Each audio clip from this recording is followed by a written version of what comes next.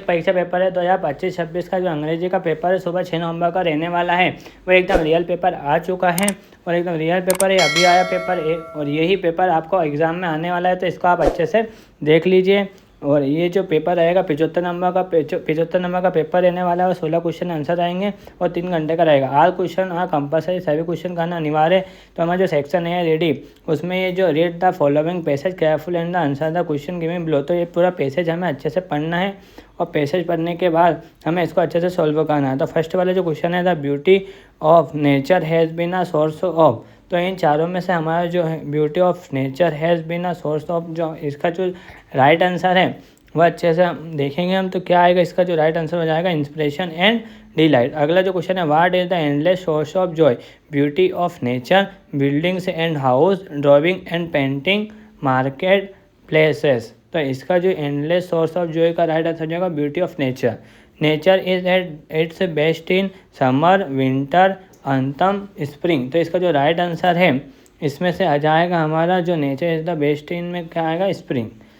White kind of music is mention is the passage, music, तो इसका of birds, इसका right answer हो जाएगा द ऑपोजिट ऑफ यूजी इज अनप्लेजेंट ब्यूटीफुल, तो इसका राइट आंसर हो जाएगा ब्यूटीफुल। तो हमारा फर्स्ट वाला जो पैराग्राफ था वो हमारा कंप्लीट हो चुका है। नेक्स्ट है reading the following passage careful answer the question given below, तो हमें जो अच्छे से पढ़ना है, इसके बाद इसका जो हमारा आंसर देना है।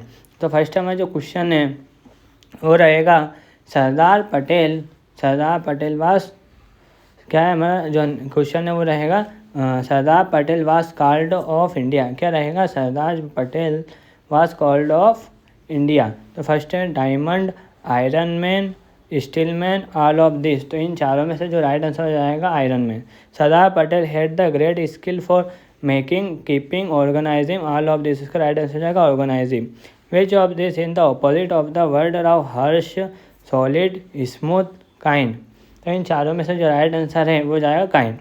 One could real on him for strict and efficient treatment, work, administration, arrangement, तो इसका राइट हो जाएगा administration. Find out the word from the passage which means luck, तो लक का मीन क्या हो जाएगा फ्यूचर, है ना, फ्यूचर, तो इसका राइट आंसर हो गया। अब है सेक्शन बी का राइटिंग, जिसमें हमें राइटिंग करनी, तो पूरा पैसेज हमें पढ़ना है, इसका सूचीबद्ध टाइटल हमें अच्छे से लिखना है और नोट मेकिंग समरी इसकी बनानी है।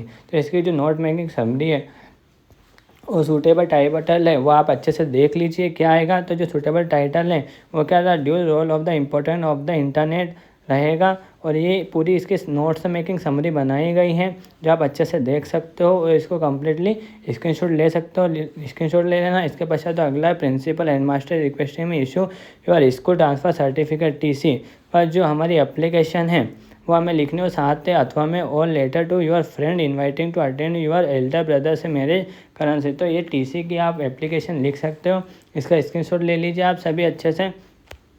एप्लीकेशन व स्कूल ट्रांसफ़र सर्टिफिकेट, तो है ना जो स्कूल ट्रांसफ़र की जो एप्लीकेशन वो अच्छे से आप ये लिख के आ सकते हो। साथ ही आपको जो इनवाइटिंग लेटर लिखना है अपने दोस्तों को, है ना, वो भी आप कर सकते हो। साथ ही हमारा जो नेक्स्ट वाला क्वेश्चन है passage of any one of following topics in 180 word, हमें जो हमें जो टॉपिक दे रखा है उसका हमें क्या करना है, पैराग्राफ लिखना है 180 शब्दों में। तो द इम्पोर्टेंट ऑफ ट्रीज, हमें जो पेड़ है महत्वपूर्ण होते हैं उसके बारे में आप लिख सकते हो। आर्टिकल और any of the following topics in 180 word, article भी लिख सकते हो। साथ ही हमारा on the basis of the picture right a short paragraph in 75 words, हमें क्या करना है, इसमें जो टॉपिक दे रहा है 75 नंबर पे 75 तक पैराग्राफ लिखना है इस पिक्चर को देख कर कि इसमें क्या हो रहा है। अब जो सेक्शन सी आता है ग्रामर का, उसमें filling in the blanks, closing in the correct alternate, giving in the brackets any 5, तो हमें 5 करना है। तो फर्स्ट है they football in the ground no, तो इसका राइट आंसर हो जाएगा आर प्लेइंग। इसके बाद अगला है he is MA in English, तो इसका राइट आंसर हो जाएगा इज़ MA इंग्लिश हो जाएगा on. We wear mask in crowd places, तो इसका राइट आंसर हो जाएगा must. I don't have money is the pocket, तो इसका जो राइट आंसर है वो हो जाएगा हमारा मच। इसके बाद अगला है the cat jump the table, तो इसका राइट आंसर हो जाएगा on. I have a movie today, तो इसका राइट आंसर हो जाएगा सीन।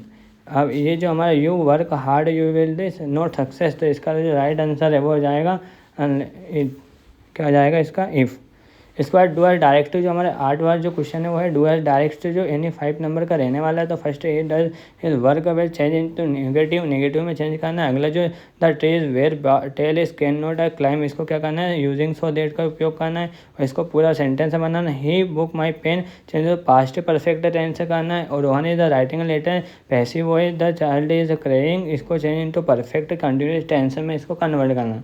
तो सभी को हमने अच्छे से बता दिए गए। Do as direct he does not his work, तो इसका जो आंसर है वो है that is the so that can not claim, जो सो दैट का उपयोग करना था।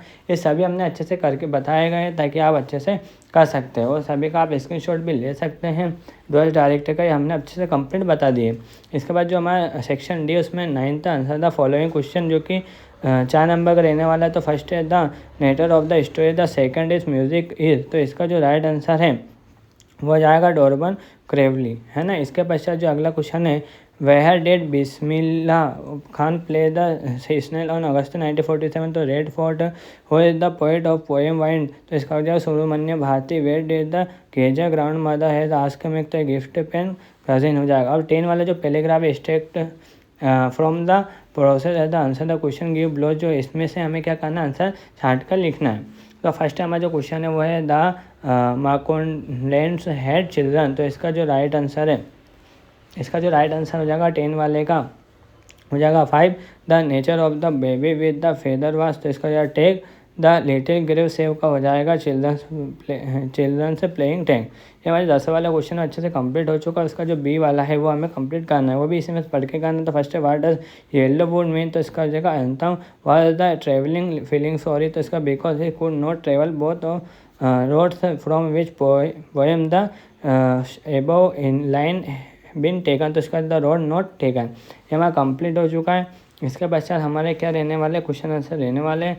तो हम क्वेश्चन आंसर को अच्छे से बता देंगे, सभी के आंसर आप कर लेना और जिन भी बच्चों ने सब्सक्राइब नहीं किया सब्सक्राइब कर लेना ताकि आपके पास हमारी वीडियो सबसे जल्दी आ जाए।